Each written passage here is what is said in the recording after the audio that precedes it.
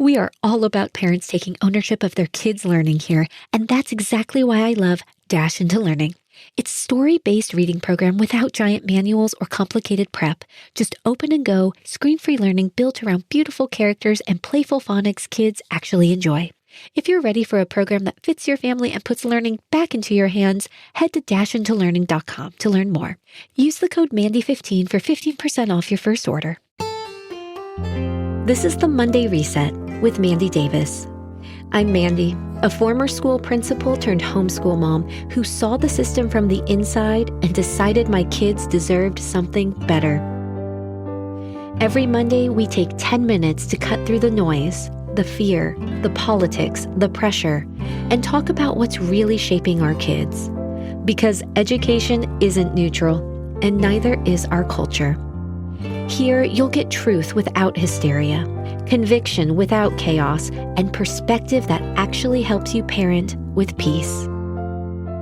Take a breath, grab your coffee, and let's reset together.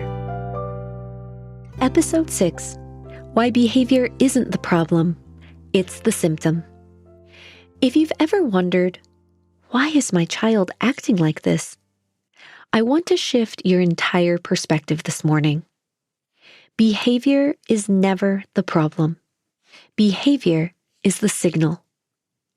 Kids don't explode, withdraw, or melt down because they're defiant. They do it because they're overwhelmed, overstimulated, underconnected, or looking for safety. And the truth is, the system they spend most of their day in doesn't recognize these signals. It just punishes their symptoms.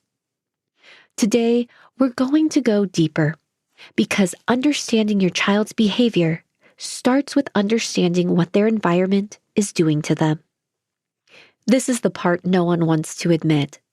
Schools were designed for one type of child: quiet, compliant, highly verbal, high auditory processing, comfortable sitting still, task-oriented, able to thrive with noise, constant transitions, and minimal individual support. If your child fits that mold, the system calls them good. If your child doesn't, if they need movement, if they learn visually, if they need time to warm up, if they process differently, if they ask too many questions, if they feel deeply, the system calls them disruptive, behind, or concerning. Let's call it what it is: a mismatch, not a deficiency. And instead of changing the environment, the system diagnoses the child. We don't ask, what does this child need? We ask, what label explains this? And the moment a child learns they're hard, hyper, defiant, or difficult, something inside them shifts. Behavior isn't the problem. The environment is. Parents often tell me, my child can hold it together all day at school, but then they fall apart the minute we get home. That's not coincidence, manipulation, or disrespect. That's restraint collapse.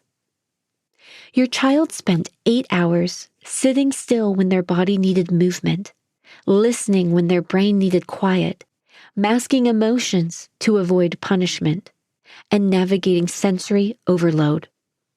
Then they walk through the door to their safe place, and their nervous system finally releases everything it held in. This is not misbehavior. This is survival. Children don't fall apart because home is the problem. They fall apart because home is the only place they feel safe enough to be real. We've been conditioned to interpret behavior as defiance, but it's almost always communication. A meltdown? Overwhelmed. A shutdown? Overstimulated. Talking back? Loss of autonomy. Avoidance, anxiety. Restlessness, sensory overload. Clinginess, disconnection, defiance, trying to feel in control. Behavior isn't a moral failure. It's a map to unmet needs. And kids show us what's happening long before they can tell us. When we stop reacting and start interpreting, we finally understand the child standing in front of us. School discipline often makes behavior worse. From color charts to office referrals, these systems don't fix behavior. They reinforce shame. They tell kids, you're good when you're convenient. You're bad when your needs show. None of this helps a child regulate. None of this teaches emotional intelligence. But instead, it teaches performance, masking, and fear. And then we wonder why they collapse at home, why anxiety is skyrocketing, and why so many kids think something is wrong with them. Schools aren't managing behavior. They're managing the symptoms of an environment that's hurting children. Here are 3 questions that change everything. When your child is spiraling, melting down, or pushing every button you have, ask yourself, what is this behavior trying to tell me? Kids communicate through behavior long before they can communicate through words. What happened to them today? Not what's wrong with them, but what happened. The environment matters. The school day matters. The sensory load matters. And last, how can I connect before I correct? Connection isn't coddling. Connection is regulation. Regulation is what leads to cooperation every single time. Here's your Monday reset. Your child isn't giving you a hard time. They're communicating the cost of their environment. And as parents, we aren't meant to police behavior. We are meant to understand it. You don't have to fix the school day. You just have to be the safe place for their nervous system to land. You are the steady one, the safe harbor, the interpreter. I'm Mandy Davis, and this was your Monday Reset. Thanks for joining me for the Monday Reset. If today helped you breathe a little deeper or see things a little clearer, share it with a friend who needs that same moment of clarity.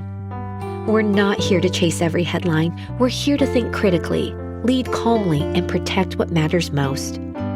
I'm Mandy Davis, and this was your Monday Reset.